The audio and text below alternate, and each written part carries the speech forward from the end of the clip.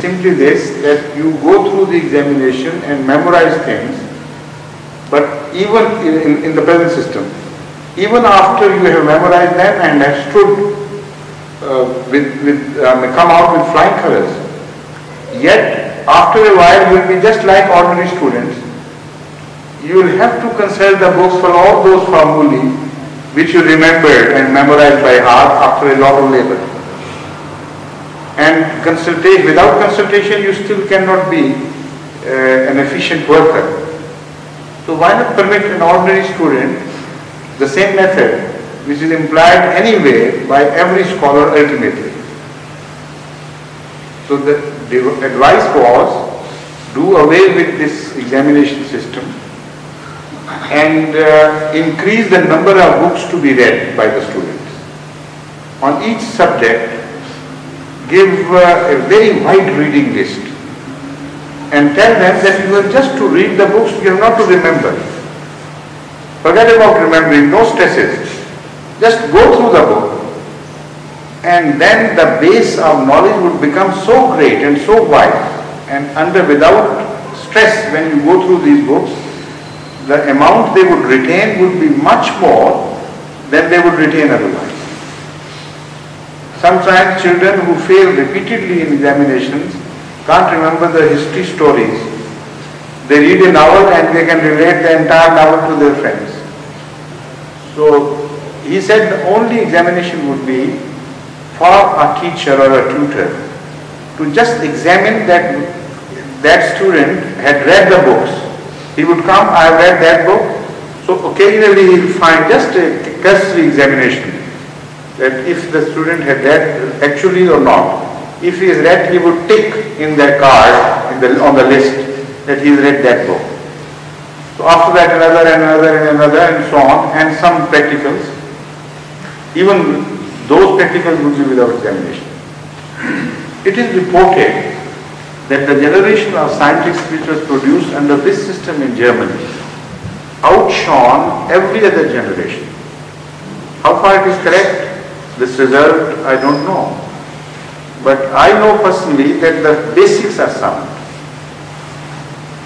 Read without stress, you will learn much more than if you read under stress of memorizing and remembering things. So for this while I can only say that much. But while on the subject of memory, I should like to relate a very interesting incident which took place here in the London Mosque. And during my stay here during 1956. Have I related to you before or not yet? No. Very interesting. Mir Mahmoud Ahmad Nasir, who is now the missionary in charge of Spain, he used to reside here in the mosque and I used to reside in some digs outside Regent's Park. But I used to call here every week, and plus many visits apart from the Jummah prayer.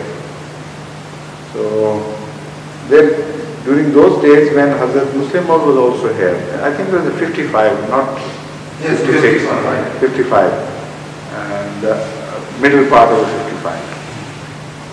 There was also a gentleman who was a temporary Waqf-e-Zindagi for trade business. From Africa he was returning home to Pakistan.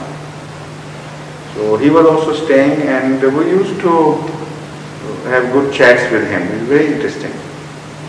So once Mir Mahmood Ahmad Sahib complained that, Maulvi Sahib, I have a problem with my memory. You are an experienced person. You know so many recipes for this and that.